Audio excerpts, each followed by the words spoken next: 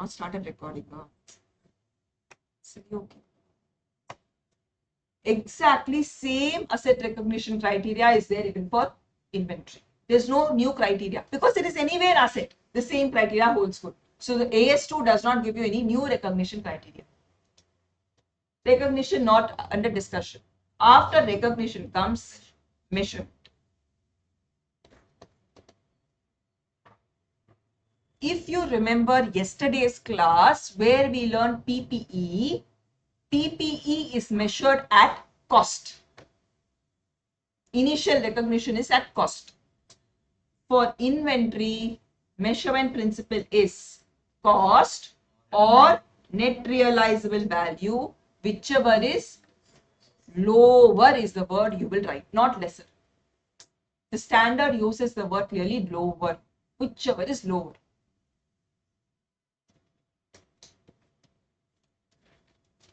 This criteria we are going to learn in detail. That's all. The standard is only on this criteria. It will explain what is cost. Then it will come to explaining what is NRV. Then it will tell how to compare both and write. That's all. If you understand this one sentence is the base for the entire standard. That's why go and see the title of the standard. It's the word valuation. The same if you go and look at the title of any other related standard, I'll just bring a comparison. If you look at this title of the standard AS12, for example, the standard is accounting of GG, government grant. If you look at AS13, accounting of investment, the word accounting is used. But in this standard does not use the word accounting. The word is valuation because the standard is only on one sentence, the entire standard, this one. How to measure inventory. This one sentence is the crux of all the entire standard. Now I will start with the word cost. What is cost? We have to understand step by step. Cost includes three components. Cost of purchase, cost of conversion, other costs.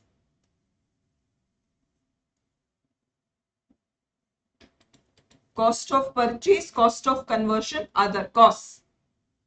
Now when I tell cost of purchase, what all are examples of cost of purchase is purchase price minus if there is any trade discount, trade or quantity discount. You purchase in bulk, you may get quantity discount also. Minus any duty drawback. All this is given examples in the standard.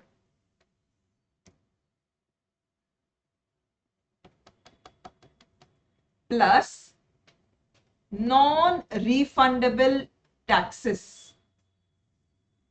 Having learnt tax paper, you must be clear with the word non-refundable, whichever tax you can't take credit of. No input credit available, you will have to add it to the cost. Plus all other expenses incurred to bring it to the that is for acquisition as it is. That is for PPE, isn't it? Bring it to the bring it to the warehouse.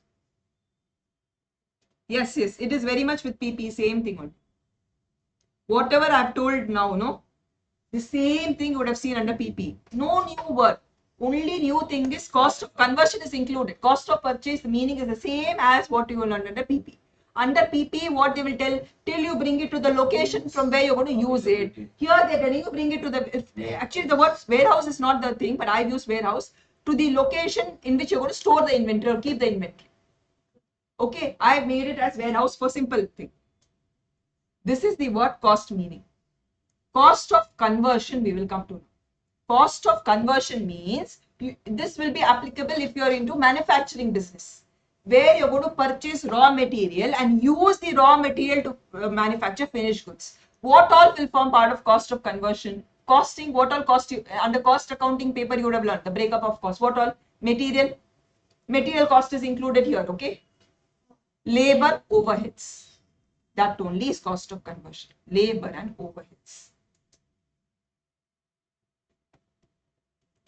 Where you've written overheads, if you're not written so far, write factory overheads. Because admin and general selling overheads will not form part of cost of inventory.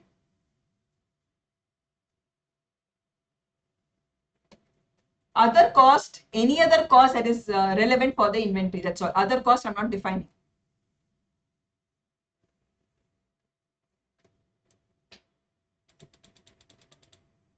When you see overheads, there is something called as absorption of overheads. We have to decide how much overheads per unit will come. That per unit absorption, we will call it, we will now understand that under the discussion of allocation of factory overheads.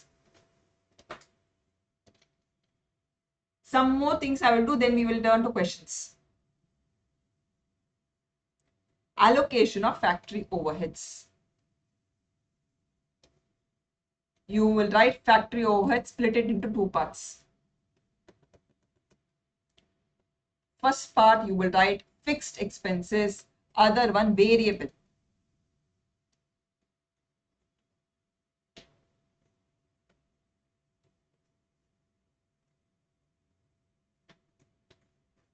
Fixed overheads, sorry. Fixed overheads and variable overheads.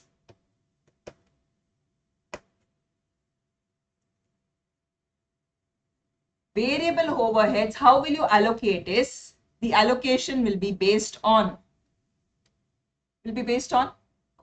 actual, actual capacity. See, when I tell allocation means what? Total overheads divided by number of units. That is only overhead per unit. The discussion is to understand what should be the denominator. There are two things which you will be given in the question. One is actual production units, and the other one they will give you normal production units. You know what is normal production units? No? No idea? Capacity. Okay, normal capacity? Okay. You know the word normal capacity? Actual capacity? Okay. Both mean the same. It's just the different terminologies. Both actually mean the same. Normal capacity, actual capacity. Now, variable overheads, how will we absorb or how will we allocate based on actual or normal? Actual, because the overheads will vary based on the number of units manufactured. So this will be based on actual capacity. You write actual capacity itself because you are aware of the word capacity.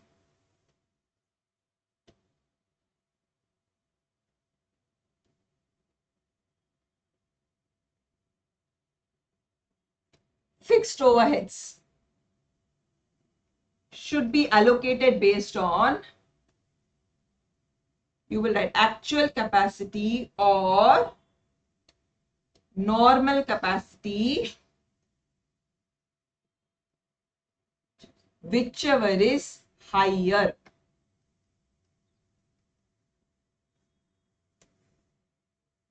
I will not get into explain the rationale right now. It will take time. I don't want to spend unnecessary time on this. You will learn it as such, whichever is higher. This actual or normal, whichever is higher, based on that you will allocate the overheads. This is about factory overhead allocation. What am I doing right now? Cost. Cost includes three elements: cost of purchase, cost of conversion, and other cost. Under cost of conversion, we have labor. Labor means just whatever is given, you will include labor. That's all. Overheads only allocation is to be understood. Fixed overheads, variable overheads are two types. Variable overhead based on actual capacity. Fixed overhead based on actual or normal, whichever is higher. One last point I will talk of and then we are moving to questions. Write down in your notebooks, excluded from cost. What or not should not be included. Or you write should not be included in cost, whichever way. I'm writing the title as excluded from cost. What and all should not form part of cost? First exclusion will be abnormal loss. Loss cannot form part of cost.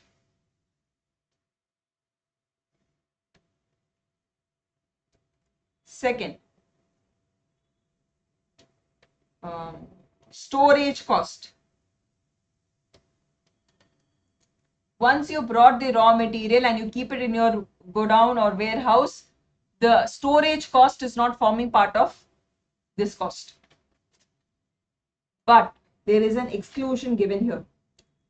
Let's take for manufacturing cocoa, you have those beans, cocoa beans, which they will keep it, store it and ferment the beans for, let's take about 2 to 4 months, and then only they will start the manufacturing process. In that case, will you add the storage cost? Yes, because it is an essential part of the production process. That is an exception. Otherwise, generally storage cost will not be included. Third one, general admin overheads.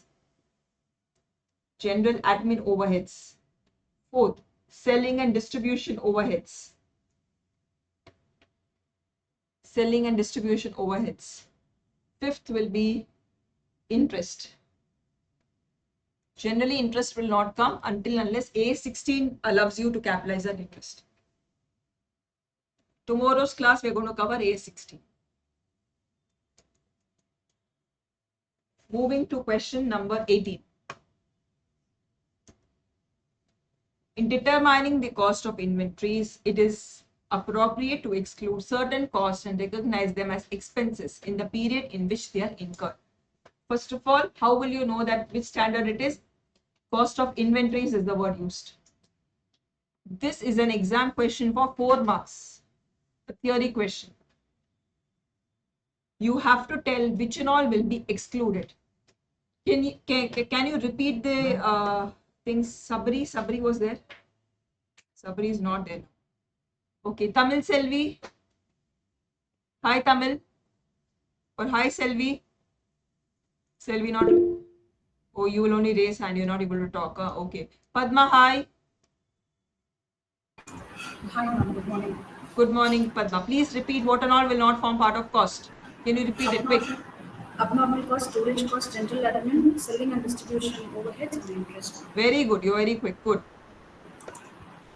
So these and all will not form part of cost. Yes. Storage cost should be ignored.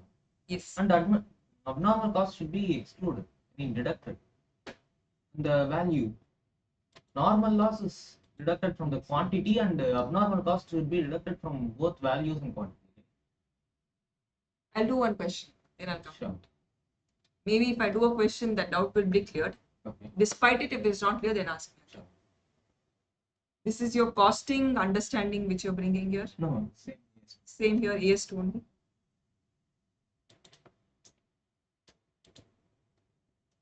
You also think the same, huh? That's why he was nodding your head when you were telling. Maximum, you will only nod head, not talk much. Seem like a very like that serious person, very angry person to me. If I tell something wrong, you will, yeah, just stare at me itself enough. I'm feeling scared of you actually, the way you're staring at me. That's why that's why, you know, when you didn't answer, I did not even ask you again. I moved it to your friend because I thought maybe, you know.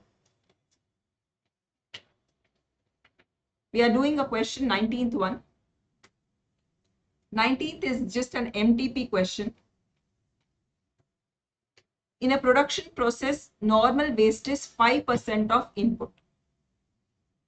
5,000 metric tons of input were put in process, resulting in a wastage of 300 metric tons. Please calculate what is the normal loss which is expected in this production process.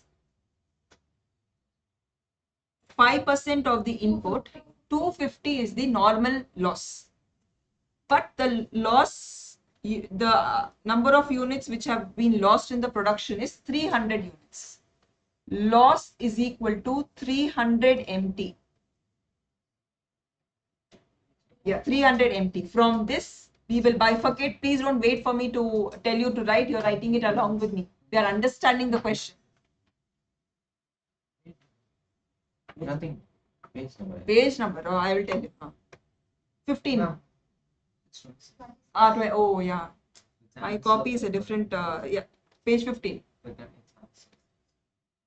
Number. 26. Okay.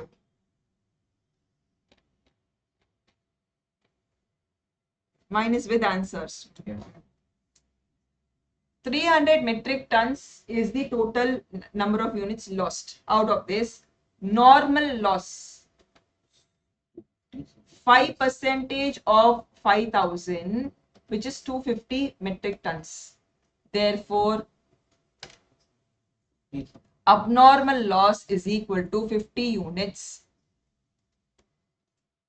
We will understand this and then we will read further. This is a balancing figure. The entire quantity of waste and finished output is in the stock at the end of the year.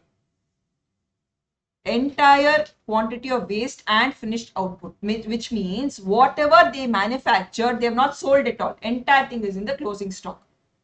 You have to value as per the standard these inventories. What will be the treatment for normal and abnormal waste? We have to value the inventories. Let us find out what is the cost per unit. That is the step 1. Step 1, we will find out cost per unit. Let us calculate. There is no labor cost, nothing, only one cost, which is material cost. So, cost per unit is equal to total cost divided by, what should be the denominator? Number of units,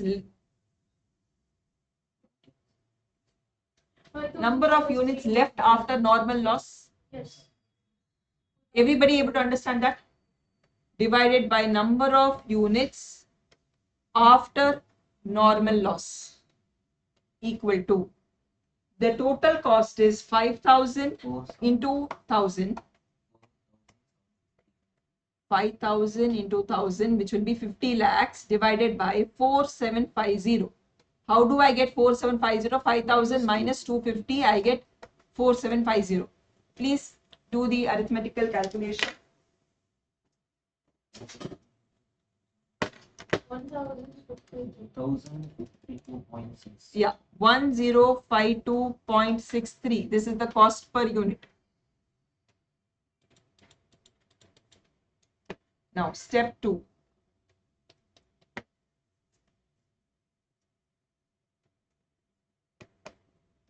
Inventory.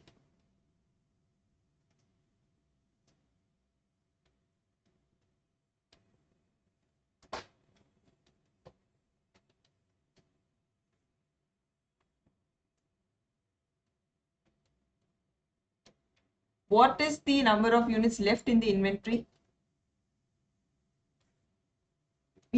5,000 units, 300 is result wastage, so 4,700 is there in the inventory.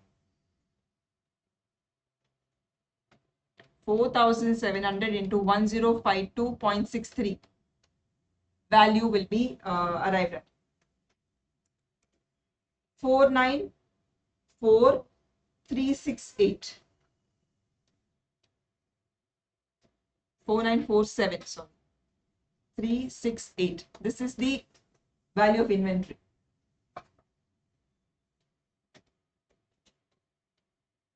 Now we need to value the abnormal loss. In the P&L account, you'll have to show abnormal loss separately. But do you show normal loss separately in the P&L account? No. Instead of showing normal loss, what we do is we inflate the cost per unit. The actual cost was only 1,000, but we've inflated it to 1,052 because we've considered even normal loss in the cost. Abnormal loss should be valued 50 units in the 50, yes, 50 units into 1052.63.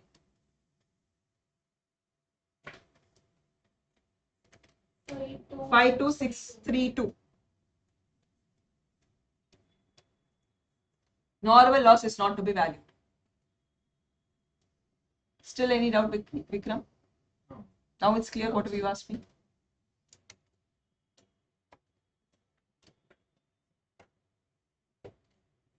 Okay, this question of normal and abnormal is done with. We are moving to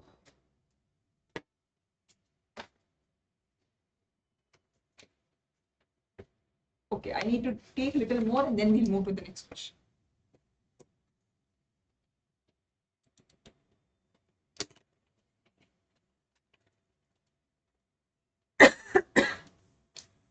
What we discussed now was allocation of overheads. Now I'm moving to special situations. Special situations, they talk about allocation of two cost for two items. One is allocation of cost for joint products, and then will be cost for byproducts. Vaishu, it's okay, Vaishu, number of pages, whatever it is. Joint products, byproducts, what they mean, I think you all know about it. Joint product, when do you call two products a joint product? When product 1 and product 2, they are manufactured together and both have significant values. When one product has significant value but other product is very insignificant in value, we will call this as byproduct. That's only the meaning of it. Joint products, how do we value it? How do we allocate cost? Sorry, the discussion is allocation of cost. There are two options given by the standard. Option number 1, allocate based on the sale value at split off point.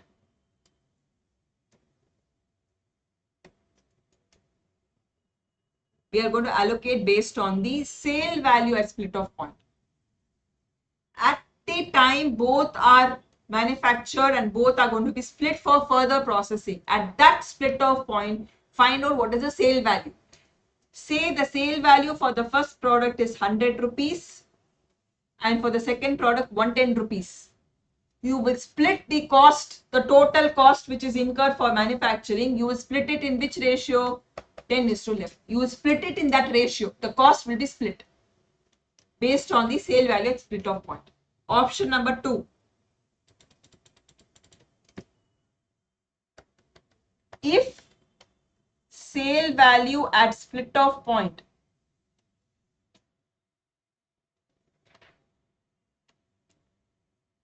not ascertainable, then what should you do is the next question the standard answers.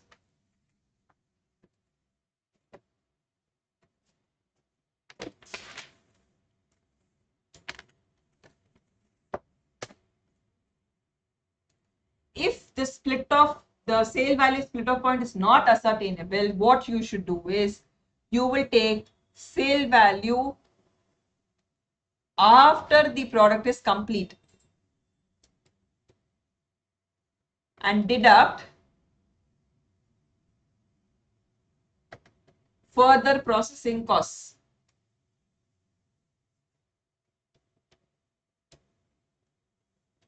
You will be able to arrive at what is the sale value at split off point.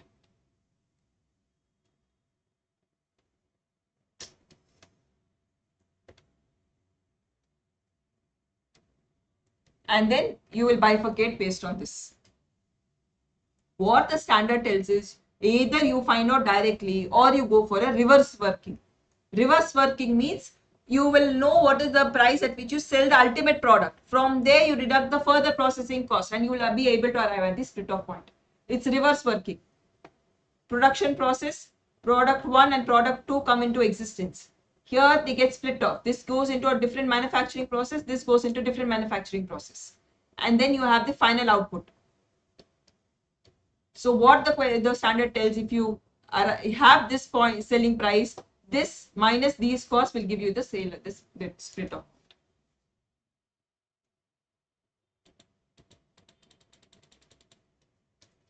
I will also finish off byproduct and then we will move to a question. With both joint and byproduct, we'll do a question then. Allocation of cost of byproducts.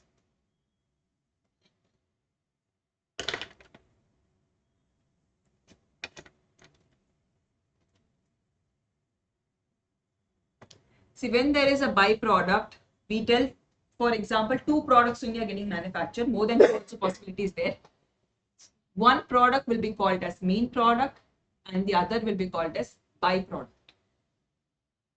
What we are going to understand is we have information of total cost.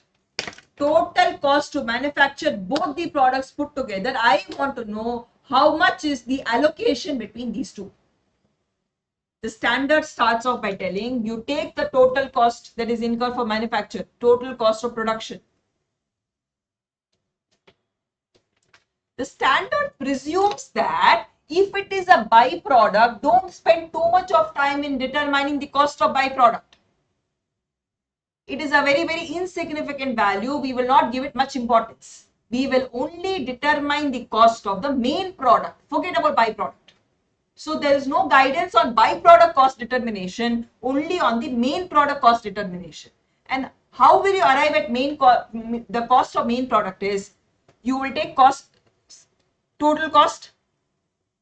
From this, if you deduct byproduct, won't you get main product cost? This is only basic logic. Take the total cost, deduct the byproduct cost, you will get the cost of main product. But the problem is you do not know what is the cost for manufacturing the byproduct. For this, the standard tells don't spend too much of time on that. Instead, what you do is take NRV of byproduct, deduct it, and you will be able to arrive at cost of main product. Why does it tell NRV? Because it does not want you to spend too much of time in finding out the cost of byproduct. NRV, is it easily determinable? What does NRV mean? Net realizable value. Okay. Other ways, in any other terms, in the selling price? Yes. Sale price is easily ascertainable because you know at what price you are able to sell that byproduct. That is easily ascertainable. So why spend too much of time on cost? Just take that sale value, deduct it, you will get the cost of main product. It's a very simple guidance given. Please understand the logic of this joint product and byproduct. It will not be confusing because in the question I'm going to deal with both the products put together. There will be two joint product and one byproduct in the manufacturing process.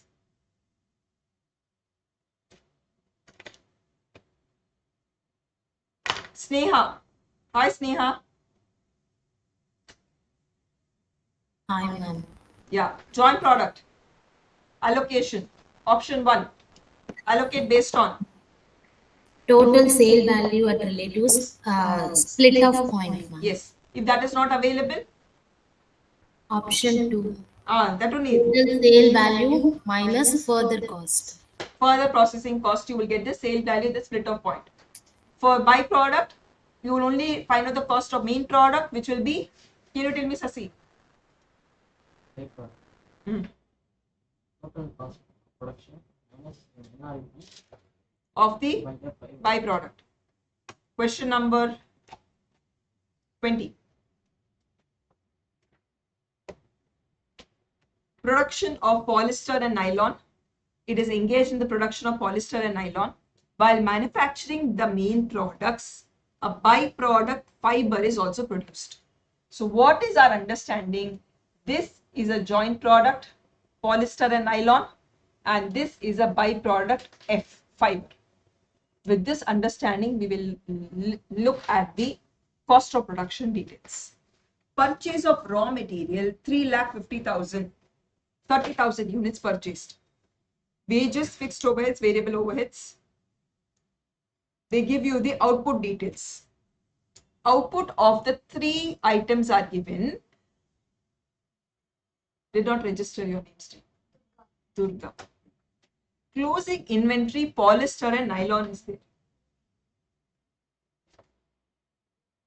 Can you tell me fiber, if it is missing, what does it mean? Totally sold out. Fiber, there is no closing stock left for the byproduct. Whatever was manufactured is sold out. Okay, with that understanding we are reading further. So you don't have to value byproduct closing stock. You only have to value both the joint product closing stock. Average market price of polyester and nylon is 160 per unit respectively. Whereas byproduct average market price is to be understood as NRV for now. It's not the same. Okay, what is the meaning of NRV? Can I also revisit that? I finish up with that meaning also. What is NRV meaning? Net realizable value. That all, I'm not asking full form. NRV, how do we arrive at NRV? Sale value minus expense. What expenses? Selling expense. Yes, there are two expenses which you determine. Selling price minus, and then we arrive at NRV. Anyone wants to take? Go for it. Cost of word will miss thing. For that only you're telling, no, what she told, selling expenses, cost of sales. One more thing. Okay. There are two costs which should be deducted. One, cost to complete, and other one, cost to sell. Cost to complete is relevant only and only for if you're dealing with WIP valuation. WIP valuation, I'll come to it in some other question. But when you are understanding the meaning of the word NRV, in your mind, it should be selling price minus cost to complete minus cost to sell. Cost to complete will be relevant only for WIP. Please write down the meaning in your notebook. NRV, you note down the meaning. I will come to this. I will do 2-3 questions back to back. Minus cost to sell, it will give you the NRV. What do I mean by cost to complete? You will understand in a question. But if you look at the standard, this is the meaning of the standard given. Instead of cost to complete, the word used in the standard is further processing cost.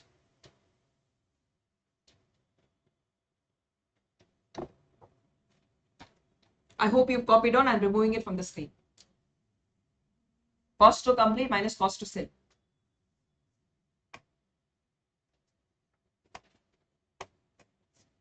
Okay, back to this question. So they are telling you a selling price. Then they tell there is a profit of 8,000 on sale of byproduct after deducting separate processing expenses of 10,000 and packing charges of 9,000. See, the sentence tells that there is a profit. Forget about profit. Profit is not at all going to be used by us. But they are incurring, after incurring, they are able to sell the byproduct only after incurring processing expenses and packing expenses of 9,000.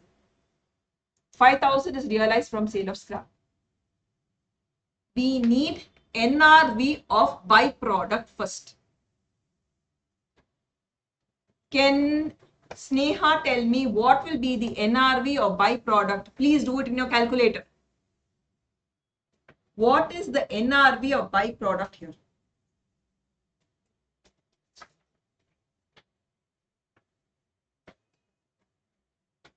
Quick. It is only some numbers, add or minus. I have already taken through the NRV meaning. This question is an exam question, May 2024. 7 marks. A very good question.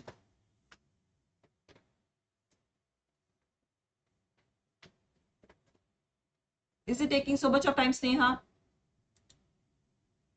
Jyotika? 1,09,000.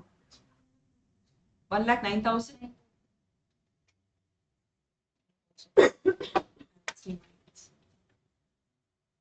don't remember the answer.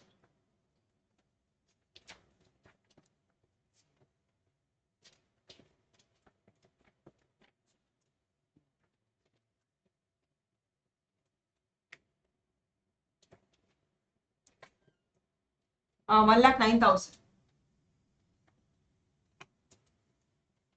NRV, everybody got 1,09,000. How do we get it? Is selling price minus cost to complete minus cost to sell will give you NRV. Sale value of byproduct. Here this is the working. Oh, I forgot this. Yeah, working is here itself. 1,28,000 minus 10,000 further processing cost minus packing charges. This will be the NRV of the byproduct. Okay. Now, there are three products in this question, P, N, F. What our approach, how is it going to be? P and N, they are main product. This is byproduct. What is the cost of main product? We will have to find out first. What is the cost of main product? What is the way to approach it? Total cost minus the sale of byproduct. Okay, can we work out in the notebook only the cost of main product part? The entire working I'm not making you do. Write down cost of main product, underline.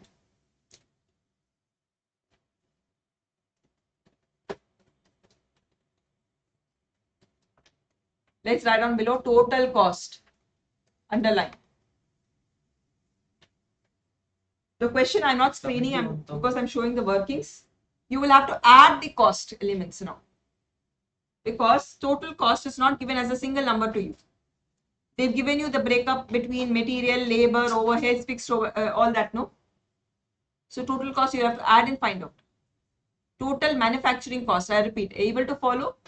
There is manufacturing cost, production cost, there are 4 elements in this. We'll have to add them. Can you add it in your calculator itself? 6,90,000. 6,90,000, that is the total cost. Total cost 6,90,000 less 1,90,000. NRV of byproduct, which is 1,09,000. 5,81,000. There is one more thing to be less here. Though the standard, we are not learnt it under the standard guidance, but there's one more thing to be deducted here, which is Scrap value. sale of scrap value. This is also like byproduct, scrap value, all that should be deducted. Then only you'll have the net cost will be the cost of the main product. That's only the tricky point in this question. That even scrap value needs to be deducted. You will have to deduct less sale value of scrap. See, if you don't deduct scrap value, it will be wrong because that 5,000 is the revenue. You want only the cost element. Cost element should be after deducting whatever is the income part. So after this, what you get only is the 5 lakhs. 5,76,000 you should get. This 5,76,000 is the cost of the main products. There are 2 products here. So again, we will have to go for another procedure where we are going to split between joint products. Main products, P and N. Just for your understanding, I'm writing P and N. So now we have this question. We are done with step 1 where we have allocated between main product and byproduct. Now main product also there are 2. So we'll have to allocate between the joint products. For joint product allocation, what is our option 1? Sale value at split off point. Do you have sale value at split off point? No. It's not given clearly.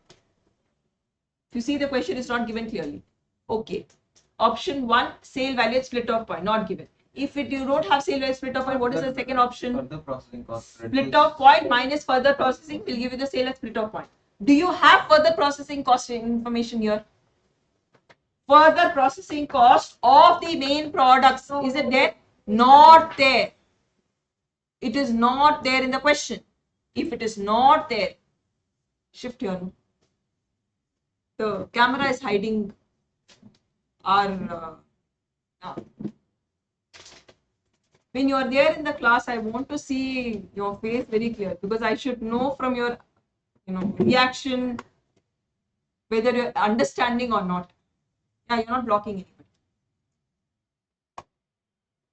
Option 2, in this question, further processing cost is not there. In the absence of information, what are you going to take? Sale value, whatever is given and split it.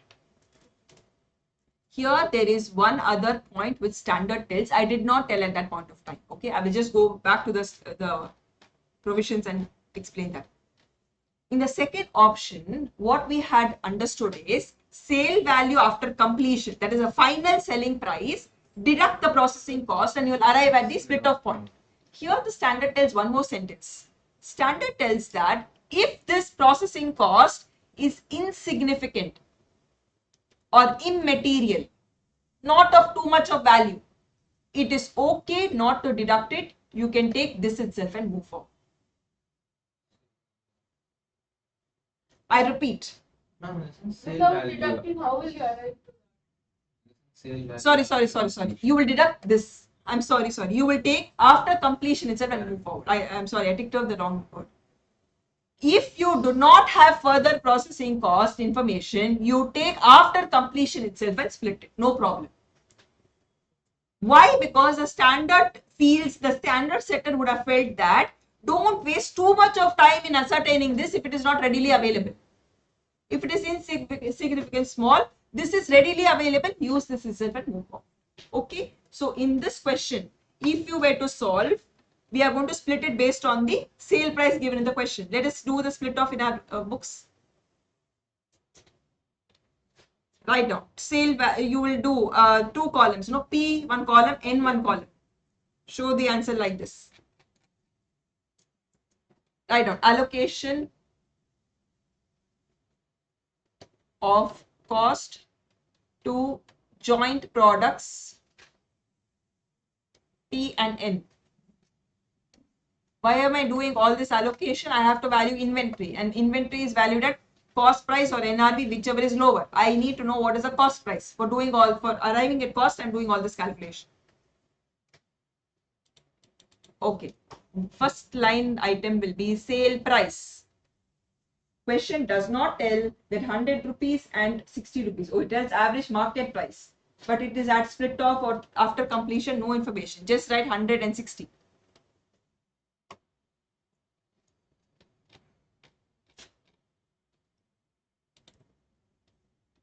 Okay, now cost, no, try total cost allocated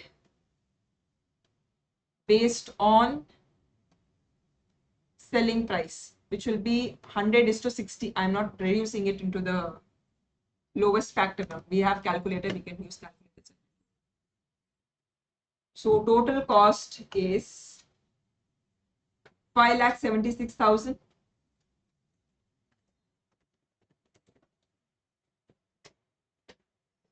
Oh, 1 minute. There is one other thing which I forgot to mention. Don't do this. Don't do this. It tells on the total sale value. Write down number of units. Please write down this. I forgot to find out the total sales value. Number of units manufactured. 12,500 and 10,000. See, more units of P has got manufactured and less units of N. So you'll have to find out what is the total sale price. Based on total sale price only you'll have to split. The ratio should be between the total amount. Not per unit cost, it should be total. 12,50,000 and 6 lakhs.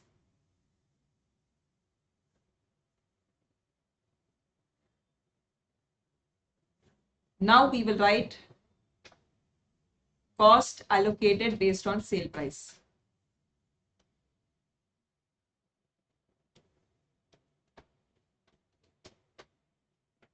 Total cost is 5,76,000. This will be split based on 1,50,000 and 6 lakh.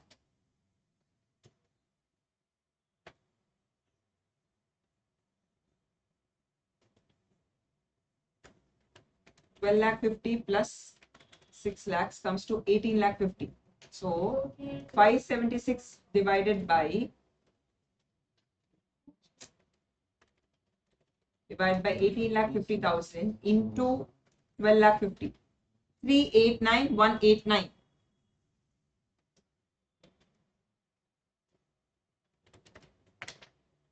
$186,811.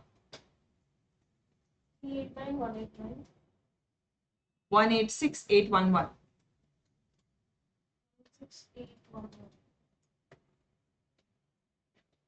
See, the number of units manufactured are different. So you'll have to take the total sale value. More units of this is manufactured, less units of this. So cost will also be more for P and less for N. You'll have to take a total level.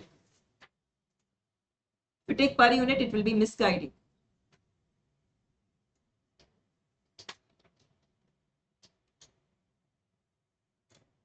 Now, having done this, please find out what is the cost per unit now.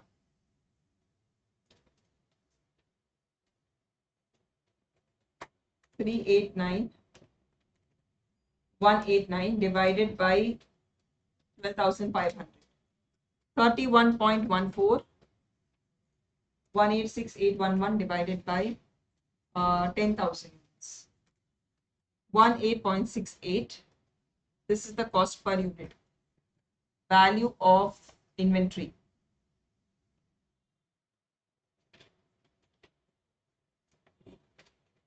You will write, yeah, value of inventory.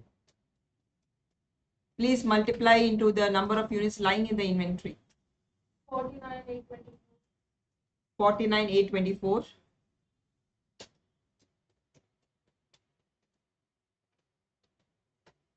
747.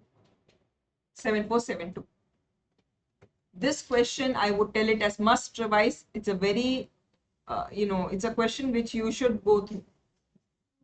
If you understand this question, you know joint product and byproduct provisions.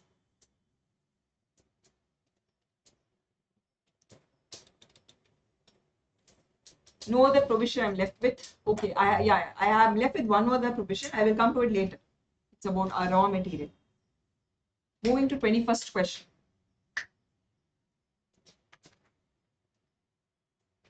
You will be able to do 21st. 22 we will skip. 23 we'll finish. Okay. 21.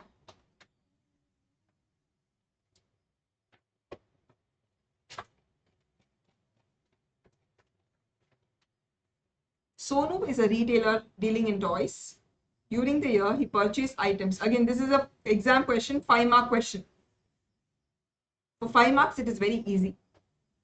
He purchased items worth 1,47,000 and made a total sale value of 1,54,000. The average percentage of gross margin is 10% on cost. Opening stock of toys at cost is 20,000. Find the value of closing stock. If you are from the foundation stream, this kind of questions was already dealt with in foundation level under the inventory chapter there. It is not at all a question of inter level actually. What all information they've given, I'll write down that first so that you can understand the question. GP. GP margin. Opening stock, purchases, sales, GP. Yes. Opening stock equal to 20,000. 20,000. Purchases equal to 1,47,000. What are you searching for, Durga? Previous question. Leave that. You do this question. Then you will miss this question also again. Sales equal to 1,54,000. And then there is a profit margin given to you, which is 1/10 on cost. I will write it as a fraction. There are different ways of dealing with GP margin. You can either convert it based on percentage. I prefer fractions. Now, what you need to understand here is opening stock is at cost price. This is at cost price. This is at selling price. Okay. Anytime you have to find out closing stock, you would have learnt a formula. One minute, I will write this. Cost of goods sold formula you would have learnt. Opening stock plus purchases minus closing stock will give you cost of goods sold. What is cost of goods sold? Is equal to sales minus the profit margin. Cost of goods sold means nothing but whatever units sold, that is valued at cost price. To arrive at closing stock, I need COGS. To arrive at COGS, I'm going to start with sales. Can you find out the cost of goods sold? You will use your notebook and do it. Please write clearly the workings. I want to see you by doing the workings, you should arrive at it. Sales value is 1,54,000. 1 lakh? 40. Good. You may have your own way of converting this gross profit margin. 1/10 on, I go by this, okay? If I have to move from cost price to selling price, This one. the nature of addition will be, the nature of adjustment will be addition. I will write 1 as it is. The 10 is there, no? I will add it with the numerator. 10 plus 1, 111 of selling price. This is the way I do it. You do it by some other way? Same way you do it? Okay. Some do it even with percentages. They able to move it. I move it this way. 1/10 on CP is equal to 1/11 on SP.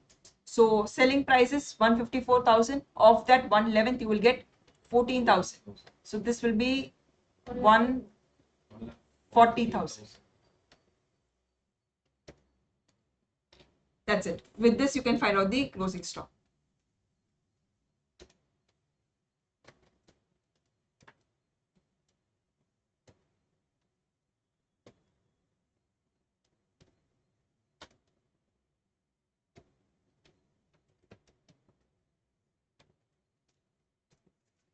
$27,000. Yes. I have solved it as an equation. It is your choice. You can do it by any other method, whichever you feel comfortable.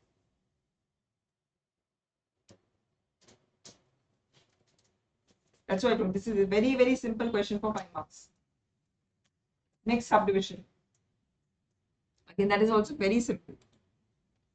Move and purchase 250 chairs at 300 rupees each.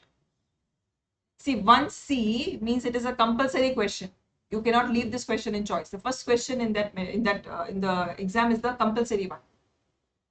The selling price of the chair is 400 rupees. Owing to some manufacturing defect, NRV is determined at 70% of the normal selling price. Please calculate NRV.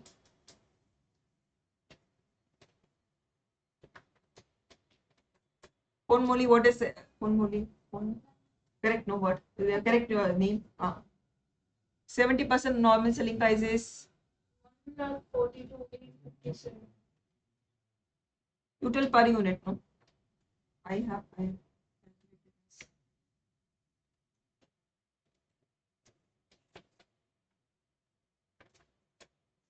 571. 571.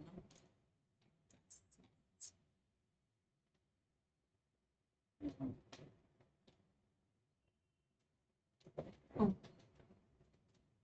Sneha, what is your answer? Oh, I have not asked one person question itself. Aishwarya. Sorry, Aishwarya, I have not even been asking you any question. Aishwarya, hi. Oh, you will also raise hand. Comfortable, Aishwarya. Aishwarya and Tamil Selvi don't want to answer. That's why raising hand. Okay, Padma. You will be quick in answering. Padma, what is the NRV?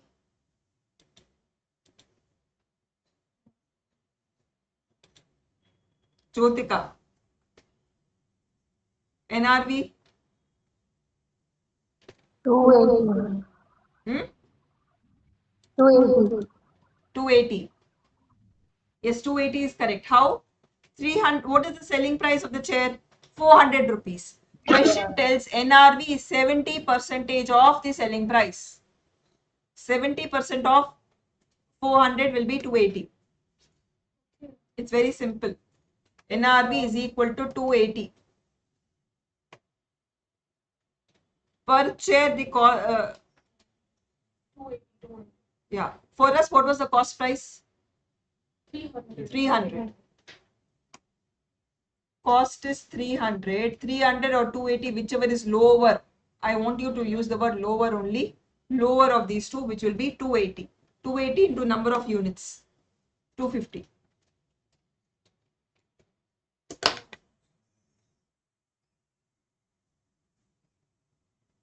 See, this suggested answer has taken a total level. They've compared total NRV compared with the total cost. I did a comparison of per unit. It's your choice if you want to do it. Anything is acceptable. Hmm? Anything, total or per unit. The answer is going to be the same. 70,000 only even you would have got. 450 into 70%. That also you can. Anyway, it's your choice of presenting the answer. Okay, I'm moving to one last concept I want to teach you, and then we are moving to this question. This question is on valuing raw material, WIP, and finished goods.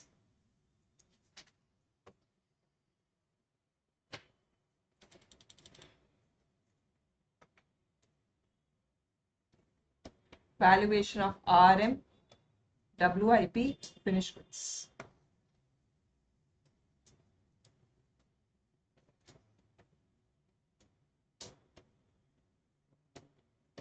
See, whatever questions I have taken are only from RTP, and the number of questions for inventory chapter in the RTP I found so many.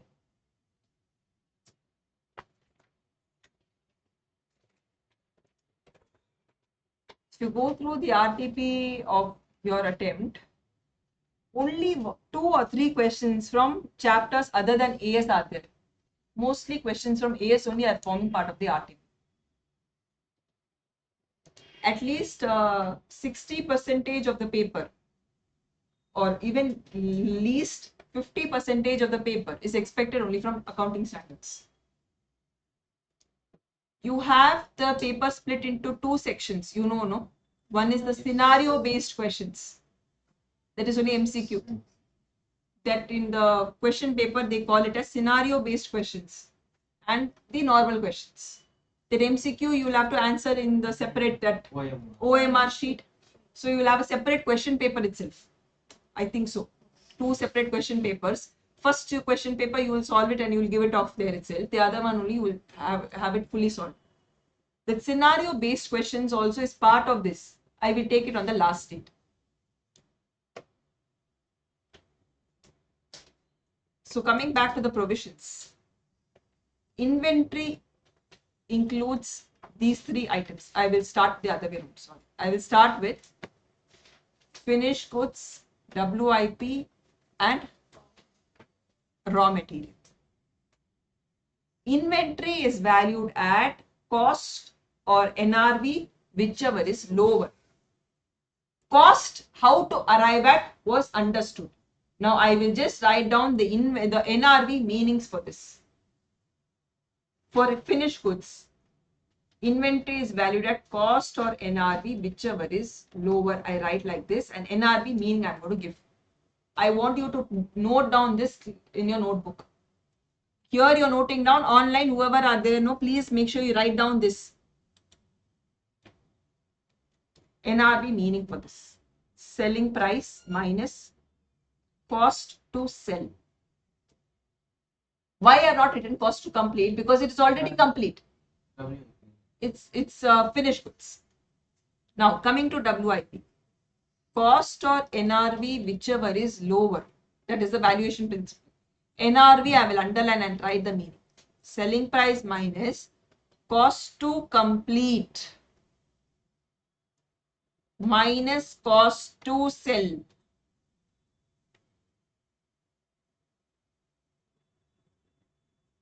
Now you are able to understand that cost to complete, when does it come?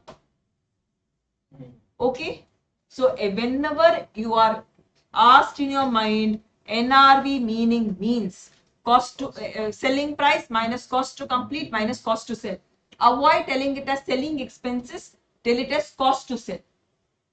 That word also, I want you to learn these words properly, which the standard uses. When I tell the word meaning of the word cost, it includes 3 elements. What are they? First one, purchase price. Second, cost of conversion. If you remember, we just now saw cost of purchase, cost of conversion, other cost. These words and all should stand in your mind. When I tell AS2, what all should come to your mind? Inventory meaning, we have done. Second, inventory is valued cost or NRV, whichever is lower. Cost meaning we have understood as cost is equal to cost of purchase, cost of conversion, other cost. Then we understood that them in detail. Okay. which all should not form part of cost? Abnormal loss, storage cost, administration overheads, selling expenses, selling overheads. That's all. Yes, ma'am. Yeah, selling and distribution. Interest. Interest. 5 things will not form part of cost. After that, what we saw was allocation. Allocation of overheads. Fixed overhead, how do we allocate? Actual capacity, or normal capacity, whichever is higher. Allocation of variable is very easy. Actual capacity. Variable is always easy. Then, main product allocation. How do we do it? Sorry, not main, joint products. Allocation, how do we do it? Either split off point Sale or- value, split off point. If you don't have that, take the final split of value, final sale price minus the further processing, you'll get the sale of split of point. In the exam, you will not generally be given further processing cost. They will give you one sale price, you'll have to split it off based on that. That's all. For byproduct, how do we allocate? Total cost. Deduct NRV of byproduct. You will have the cost of the main product. This and finally this provision what I'm discussing. That's all are the provisions for inventory. Last provision. NRV of finished goods understood, of WIP understood. For raw material, please note the valuation criteria. There is a change in it. Am I holding? Now, if I tell cost or NRV, whichever is lower, please, this is going to be changed. Please don't copy this. Cost or NRV, whichever is lower, if I take selling price minus, if I take cost to, have I even started production on it? No. NRV or cost, whichever is lower, is not the principle for valuing raw material. If you are going to use it for manufacturing, you are not going to sell the raw material as such. If you sell it, it's not going to be called as raw material. The purpose of having raw material with you is to manufacture the finished goods. So the standard tells, don't compare cost versus NRV of the raw material. Compare the cost versus raw material of the finished goods. You will do a comparison of cost versus NRV of finished goods. Whichever is lower, you will compare.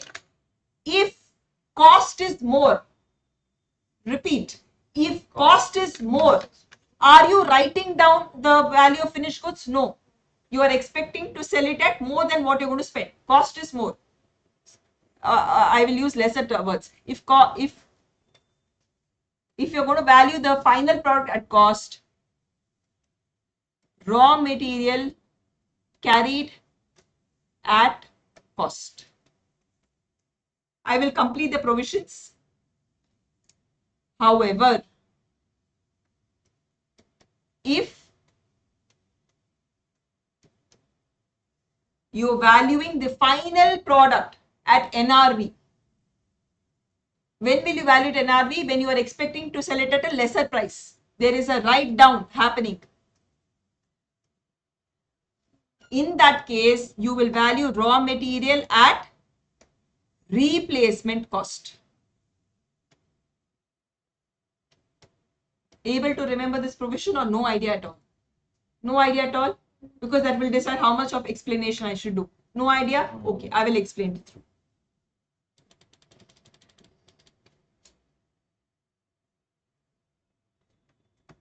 Raw material, we are having 100 rupees is the cost of which we purchase a raw material.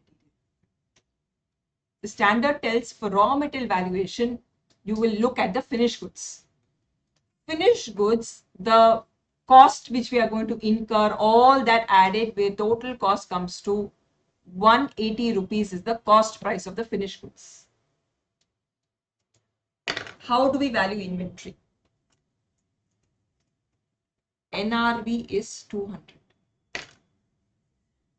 Our expectation of this situation, are we going to sell the product at cost, at a profit or at loss? Profit. Profit only? Yes. Because we are expecting that we are going to sell it at more than what we have spent. In that situation, you will value raw material at 100. You are not expecting a loss on the sale. You are expecting to get profit. Suppose your expectation 180. but market situation is down now, you are expecting to sell only at 140 rupees. Your expectation is that you're going to make a loss. Now itself, I think I'm going to make a loss. In that situation, even raw material also, you need to not show it at cost. You will show it at the, there is no NRV concept here. There is no NRV concept. Why the word replacement is used? Generally, if NRV is lower, you value it NRV. But for raw material, they don't use the word NRV because your intention of holding the raw material is not to sell it. Why will you search for a net realizable value when you don't want to realize that number? Instead of NRV, they're giving you a new term that it will be valued at replacement cost. What is replacement cost? I will explain later. But first, get the provision into your mind. You're not going to be tested on what is replacement cost in the question. They will tell you what is the replacement cost directly. If you are expecting to sell that product at a profit, you will continue to carry the item at cost. Only if your expectation changes that no, market is down, I will not be able to make a profit on this, then your valuation will go as per the replacement cost. This is only it's an exception situation where you are expecting you will spend so much in manufacturing, but you will make a loss. Okay, we are going to test it in a question, this entire question. This question is from RTP, I think. Your exam RTP is based on this concept. They will ask you in this RTP to value raw material. I think WIP is there, I'm not sure, but raw material finished goods is there. Let's get started with reading the question. WIP, generally they don't test you because it will involve calculation, will again move towards costing chapter, so they don't test you on WIP valuation. They will test you only on FG and RM valuation. From the following information provided by LMN for the year 2024, you are required to compute the value of closing stock. Raw material A is given, finished goods B is given. There is a closing balance of 700 units for raw material and 1800 units for finished goods. Then information given below. Cost including GST, input tax credit available, freight inward, handling charges, replacement cost. This is not to be misunderstood as a component of cost. It is separately to be dealt with, replacement cost. Coming to finished goods, material, labor, overheads. Total fixed overheads was 3,60,000 on a normal capacity of 36,000, while actual production is only 30,000 units. So this is testing you on that provision allocation of fixed overheads.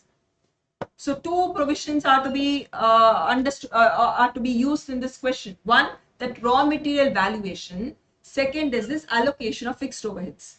Raw material valuation, I will do it with you.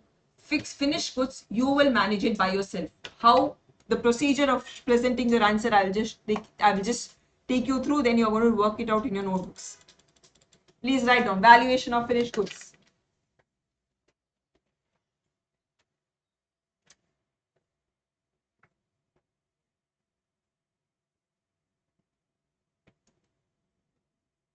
Okay, the NRV of FG is given. Check. Do you have NRV of FG? Yes. It is given below. Look at the question. Calculate the value of closing stock when NRV is 500 rupees per unit, NRV is 380 rupees per unit. Two different situations. Please make the rectification. No, you've written valuation of finished goods. No, please I write it as cost of finished goods. I will do cost of finished goods and then I will have to do NRV comparison in two different cases. So I will present it in a table that will look much easier to understand. You will find out cost of FG. Please start doing cost of FG.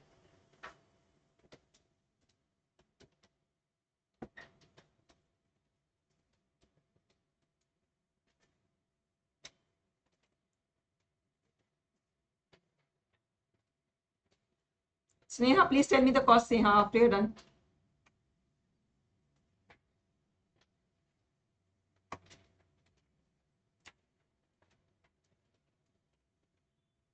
Don't do it at total level. Even if you do per unit is okay. Anyway, you can multiply later. This many number. You do per unit itself. You don't have to do into the number of units. Because what you can do is anyway you're going to multiply every number into the same number of units.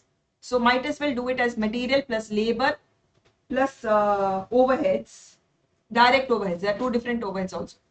Direct overheads and fixed overheads. Please do it at per unit level. Material 280, this is 80, 40. Fixed overhead you will have to do it per unit. Able to understand, Santosh? You're kind of blinking, looking at the handout. 3,60,000 is the fixed overheads. Not understood anything, Santosh? Per unit you'll have to find out because you'll have to allocate the fixed overheads. 360 is the total divided by the actual or normal, whichever is higher. Normal. Okay, so that's why you told me how much? 410. No? What did you tell me the total cost by? 410 only? No, you do. That means okay. Divided by 30 units, whichever is, 36 units, whichever is higher. It comes to 10 rupees. Cost of finished goods, 410. Okay, I'll work it out myself with you. It's going slow otherwise. It's 11:30 already. Raw material. Cost. 280 minus that input credit available. I will net it off and then show it. 62.55. Freight 35. I'm not writing fully, okay? I'm just skipping the steps. 20 is the handling charges. Replacement cost, please don't add it. It is a totally different thing. It is something called 310 is the cost of RM.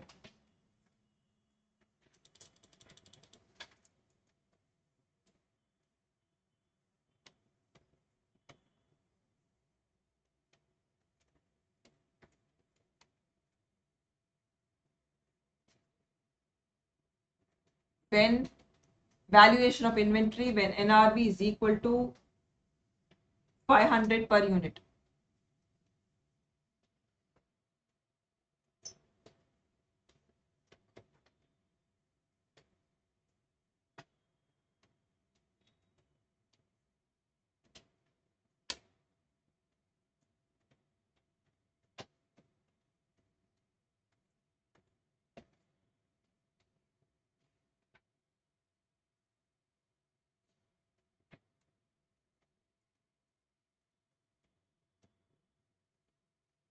I'm presenting this in the form of a table. Finished goods is the first item. Number of units of finished goods in the stock. Finished goods 1,800.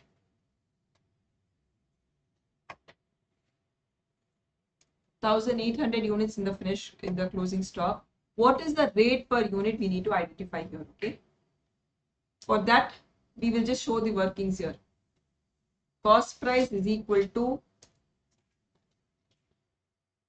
410. NRV equal to 500. Whichever is lower.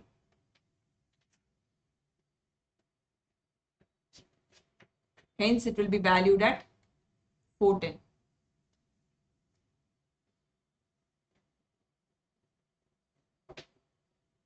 $1,800 into 410, you will get the total value. 738,000.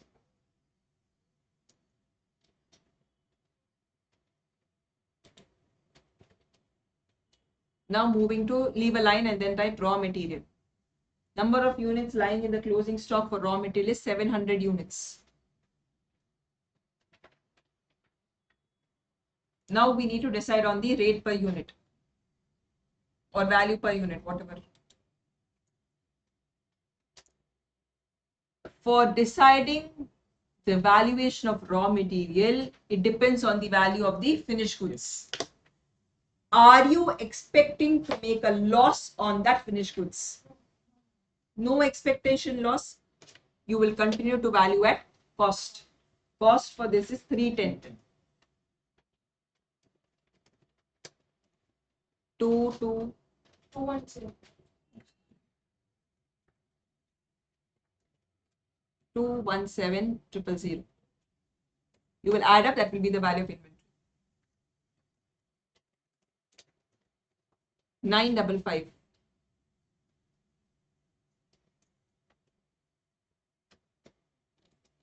Moving to the next situation. These two questions sure go through for my side with the 22nd question and 20th question. Sure go through that main product, byproduct, and this provision. I'm expecting a question from one of these two. Which question? Can you repeat it? 20 and 22. My expectation can be wrong also. I am not the paper setter. Please go through all the provisions also. But this thing, I feel it is important.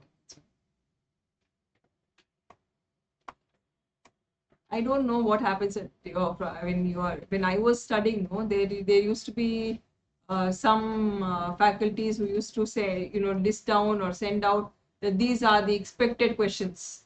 There used to be a list getting circulated. Okay, some faculty will keep betting that in this chapter these are important.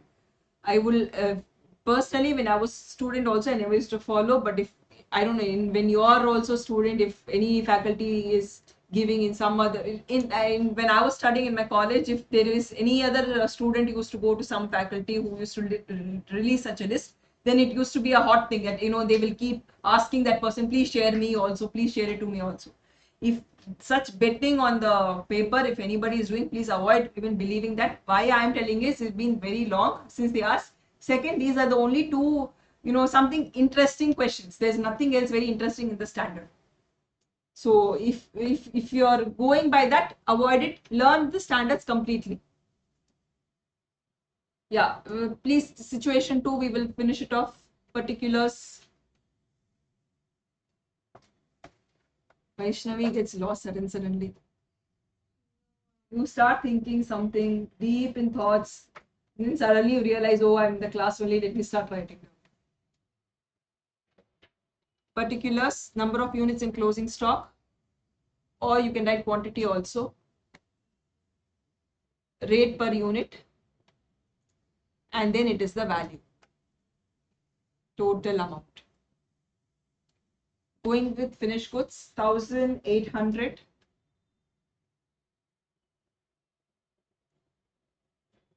Cost, NRV comparison we will do. Cost is 410.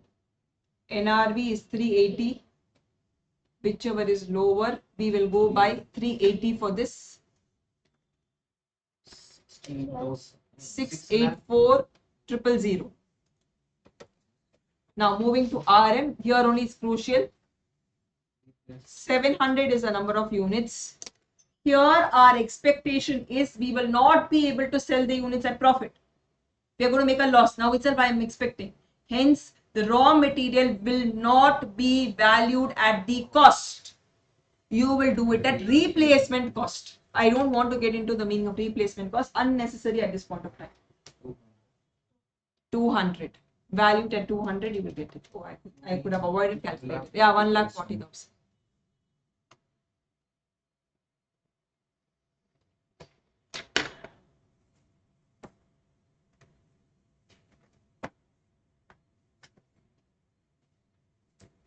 Twenty-third question is a very simple one. I don't even want to read it. It's just addition of cost components. They give you one list, one table.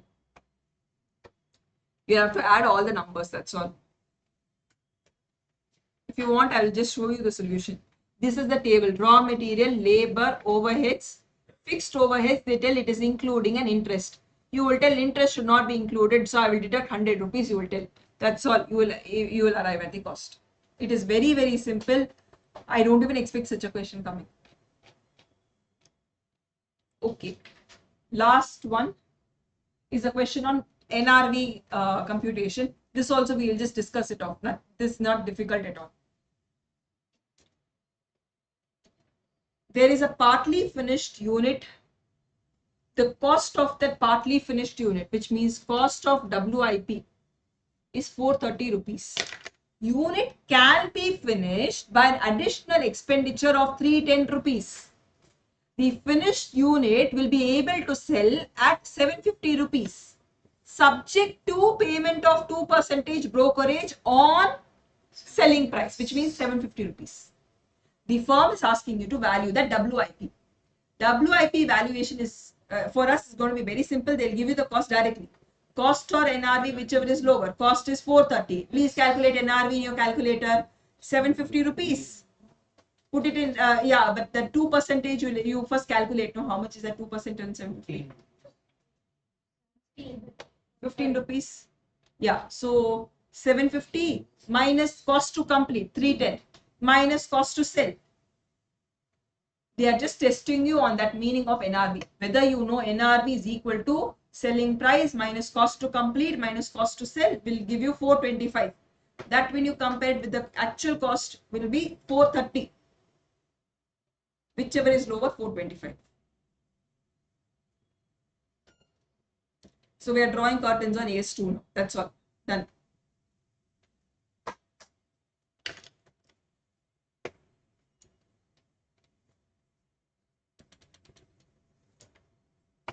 If you think I'm going to give a break, no, I'm not going to give, I'm continuing. No, I'm already having only half an hour. I don't want to give it. What, another maximum half an hour? Then you're having a break for the day to study. Why break? We are all, when before the exam, you have to clock at least 10 hours of study every day. How to do it, ma'am? If there is something called a stress factor for examination, you will yourself sit there and study. AS12. I'm taking not 28 now, I want to finish off 12. AS12 is okay. AS16 is Please search. AS12. Anyway, you will listen up. No, the questions and all will come to it later.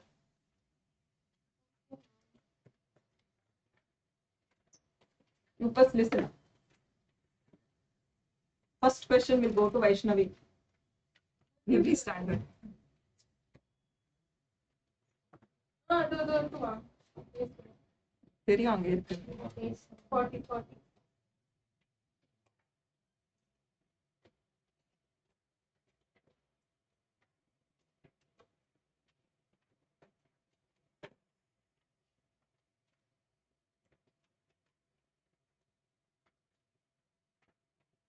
First of all, we will understand the meaning of government grant. The definition of government grant, I will take it, I will just talk about it, but it is not essential for you to understand the standard. They will not ask you whether this is government grant or not. Decide on it, they will not ask you. Unlike under inventory, where you saw that empty tins, you decide whether it is inventory, they asked you. They will not ask you like that a decision. So, government grant definition, not at all important. But just understand the meaning of that word in English terms, not in AS terms. Government grant means any subsidy which is given, or they are giving you any kind of assistance. Assistance can be either they give you in terms of money assistance. Yes, Pavi, hi. Good morning, 12 o'clock agale sollu.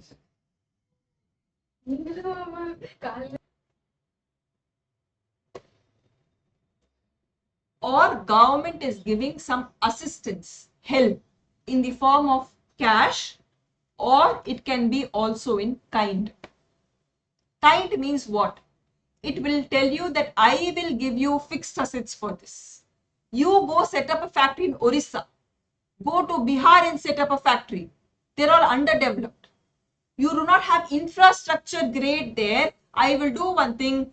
We will construct roads for you, or we will give you some plant and machinery for you, so that you start the business there. So any subsidy, any assistance, or if you know the meaning of the word duty drawback, you know about this? No idea? Leave duty drawback. You will learn at next level. That is part of taxation paper, not for me to teach. So I'm not talking about UT Roman. It's not going to be used also. Any help or assistance, that's the meaning in your mind. And government will tell that if I'm giving you this assistance, you also have to do something. Government will not just like that give you assistance. Government tells that I will give you assistance on fulfillment of certain conditions.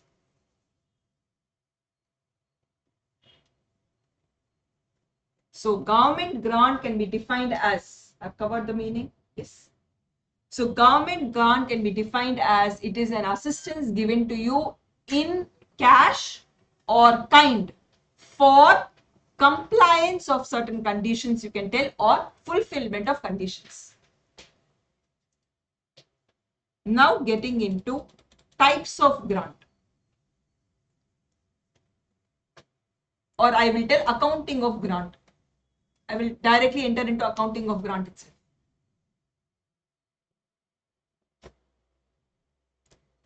The accounting of grant is based on the nature of grant.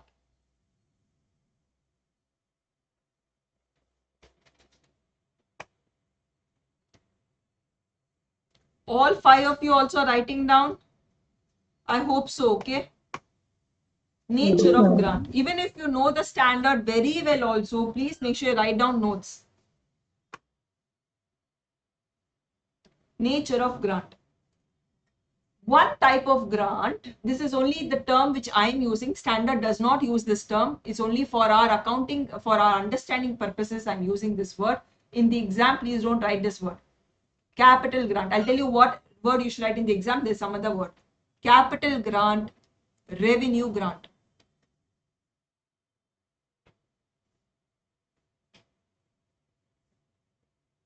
Instead of capital grant, the word used is like this. Grant in the nature of, please write on this, nature of promoter's contribution.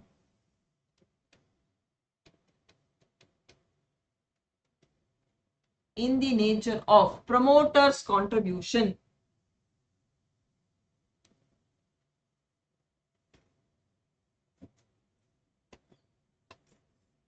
Whatever I'm boxing, this is what the standard uses. Whatever I've unboxed or just written like that is what I'm going to use, because that helps you to understand easily the accounting procedure. That's why I'm using those words. The other form of grant, you will write grant received for compliance of conditions.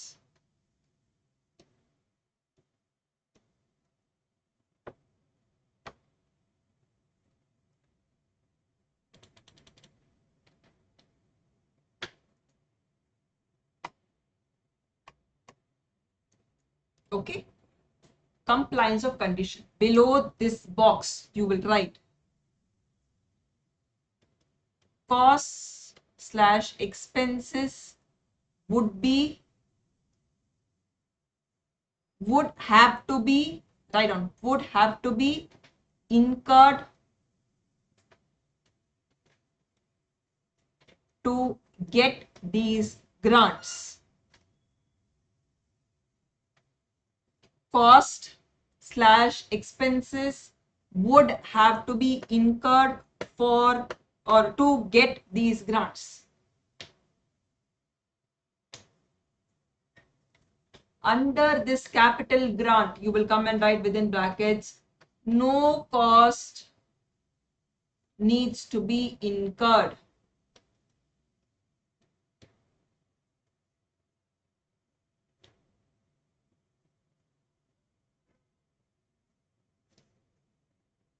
full stop. Don't close the bracket. Write down, continue. In the next line, you will start this, okay? Received in the initial stages. Received in the initial stages of the entity.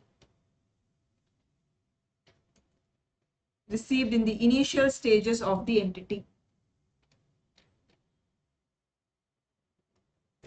Now we need to understand the accounting treatment.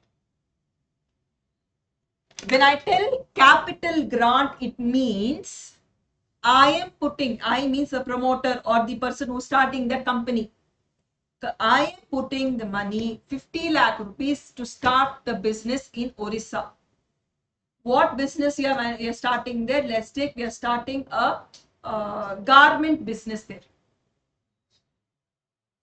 I put in 50 lakhs. Government tells that I will also help you in that investment. I will give you 20 lakhs. When government is giving you that initial seed capital, it will be called as grant in the nature of promoter's contribution. And for that, are you going to incur? I told no, do not incur any cost. That understanding will have only when you understand revenue grant clearly. Revenue grant, when or what nature of grant will be classified in revenue is, government tells that there is a lot of unemployment in India now. Even you will see in the news, a lot of unemployment. Government tells that you develop Jharkhand. Let's take Jharkhand state. Government wants to develop. Government tells that you give employment to 10 people. Any company giving new employment to 10 people, 20% of your salary cost, I will bear it. So whatever is your salary cost, and for it's not for infinite time. Government is going to give you that 20% of salary cost. For the first 5 years of his employment in your company, 20% of it I will give you. This kind of a grant which is given, is it for that seed capital investment? No, it is not in the form of any promoter's contribution. It is a grant that is given. If you bear the expenses of salary, I will bear some amount of cost. Hence, this kind of a grant, the sentence relevant is cost will have to be incurred first, which means you have to pay the salary, then government will give you that money. If you don't pay the salary, if that person leaves the company, will you get the grant? No, condition is not satisfied. That kind of a grant is going to be called as revenue grant. Let us look at the accounting now. Journal entry, I will take it through. If you understand journal entry, you know how the accounting moves, that's all. Please note, whatever journal entry I'm going to give you is based on one accounting concept which should be there in your mind, and that is matching concept. What does matching concept tell? If you have any revenue or income recognized in your P&L, all the costs incurred for that revenue, you should bring in there. Match the revenue with the cost for that revenue incurred to earn that revenue. That principle in your mind, when you are learning this standard, you will understand it better. Promoter's contribution. Grant in the nature, promoter's contribution. The one aspect of the journal entry we are very clear, which will be bank account debit. Because I'm receiving cash. This assistance is in the form of cash, not in the form of kind. Debit what comes in, cash comes in, I debit bank account. Credit goes to which account only is the discussion point of the standard. If I take it to P&L as an income, is there any corresponding cost for it? No. This is coming in the form of a promoter's contribution. And where do you generally keep promoter's contribution in the balance sheet? Capital. Okay. This is not share capital which government is giving. It is to be kept in reserves and surplus under the name capital reserve. Hence, any grant given in the nature of promoter's contribution will be credited to capital reserve. That's the sentence used by the standard. Credited to capital reserve means bank account debit to capital reserve.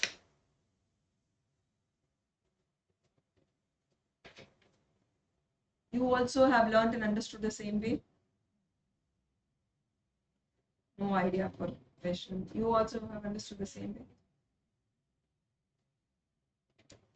Ponmoli, then come back. We will do with you. The revenue approach, no?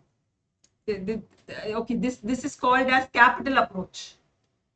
That will be called as income approach. Revenue grant, how do we account for it? I will fix the debit, bank account debit. 2.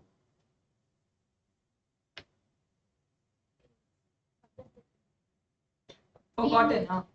To P&L, huh? What did you learn? Actually, for the what purpose the government grant is given? Purpose is my example only. Net the cost. Net the cost that. Okay, that is presentation.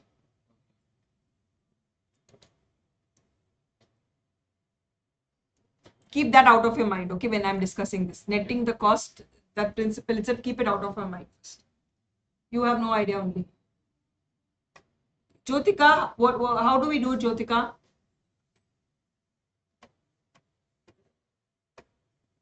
Jyotika, Yes, ma'am. at least turn on your mic and tell yes, yeah. Otherwise, I don't know whether you're listening or not. No. If you don't know, tell don't know. No, that's all. It's okay. I know you have studied, the entire class thinks that you have studied everything. At least thrice. No, ma'am. So you should have a You know the answer, Jyotika? I think so forgotten, ma'am. Forgotten, okay. Anyway, this, how do we treat it? It should be taken to P&L. The journal entry is not complete. The first part I want to tell that it should be taken to P&L. Why? Why should I take it to P&L is because if government is giving me this grant, government wants me to incur some expenses to get that grant. And where is the expenses shown? In the P&L. Matching principle tells if there is an expense here, the revenue for that also should be brought there. Hence, in the P&L account, it should be taken to. There is some more addition to be done for this entry. I will take up a question, no, and then I will come back to this. Search. I prefer hard copy to understand.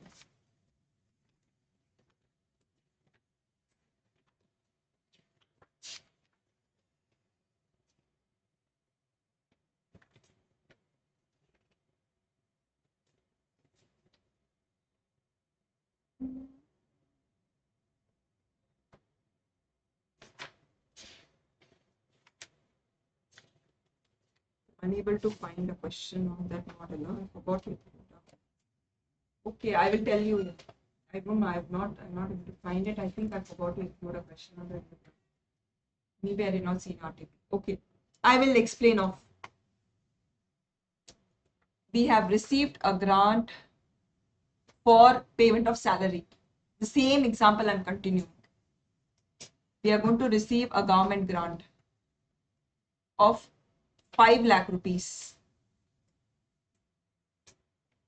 If we employ 10 people in our company, this 5 lakh, government is going to give it to you in installments over 3 years time. 3 years only salary the government is going to cover. In the first year, government gives you 3 lakh rupees. In the second year, 1 lakh. And in the third year, 1 lakh. Salary paid to employees. So in those 3 years, in the first year,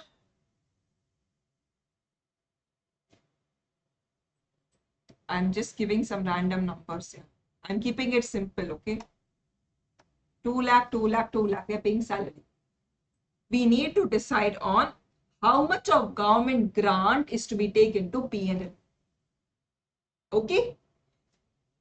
Going by what I told now, what will you understand? Whatever money you receive, you will take it to P&L. That's what I told, no? So in the first year, how much are you going to take to P&L? 3 lakhs. In the second year, 1 lakh. Third year, 1 lakh. But standard tells that no, we will follow matching principle here. Matching principle means the cost that you incurred for the grant, have you incurred more cost in the first year and less cost in the later year? No. How much is your cost? 2 lakh, 2 lakh, 2 lakh. In the proportion of the cost, you will take it to P&L. Which means Total grant, I will take it as 6 lakh. Okay, it is divisible. It is equally divided into 3. So in the first year, how much will you take? You will split it in this ratio, in the ratio of the expenditure. Are you following this? Seems like you're listening to for the first time.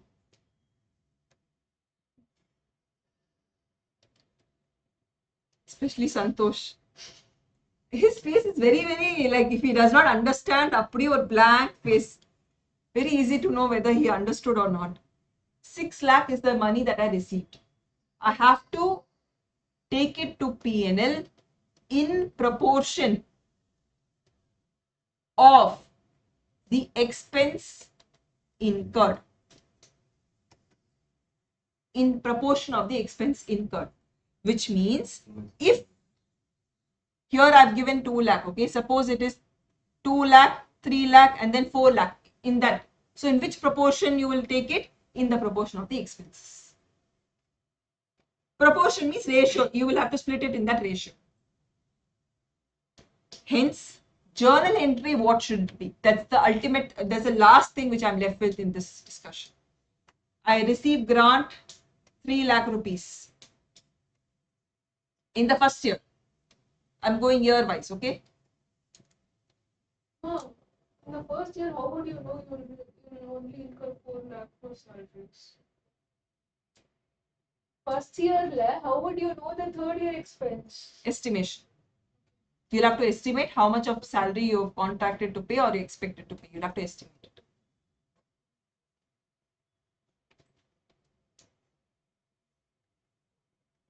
₹3 lakh money we have received. How much of it should be taken to P&L as income we need to decide. The total grant receivable is how much? 6 lakh. 3, 2, 3, 2, 1. In that order, I will change my numbers. Okay. Total grant is 6 lakhs. We will have to split it in the ratio of the expense incurred. Can you do it in the calculator now? 6 lakh is the total expenses. Sorry, total grant. Total grant. Please add the total expenses. How much is it? 2, 3, 5, 9. 9 lakhs. So 6 lakh divided by 9 lakhs into 2 lakhs.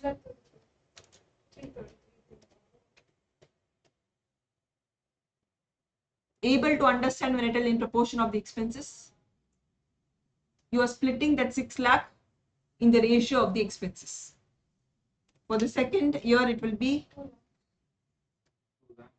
2 lakhs, and the third year will be the balance. 2 lakh 66. Okay. So the 6 lakh, we have split it in proportion of the expenses. Now we have to pass the journal entry. Bank, we have received how much? 3 lakh. How much can I take to P&L? Just 1 Everybody with me? lakh. 133 only I can recognize as income, because I have to recognize only in proportion to the expense incurred. Balance amount will be kept in a separate account. What is the name of the account? Deferred grant account. Good, at least this account name you know. It's called deferred grant account.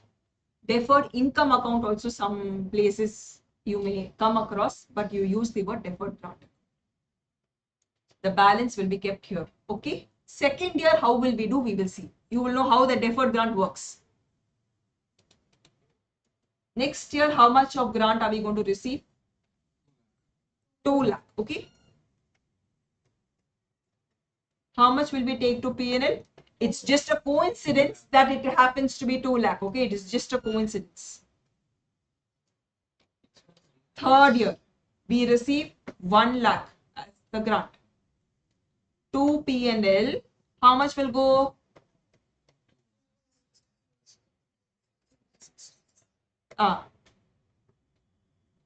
266, 667. Here, if you arrive at the number,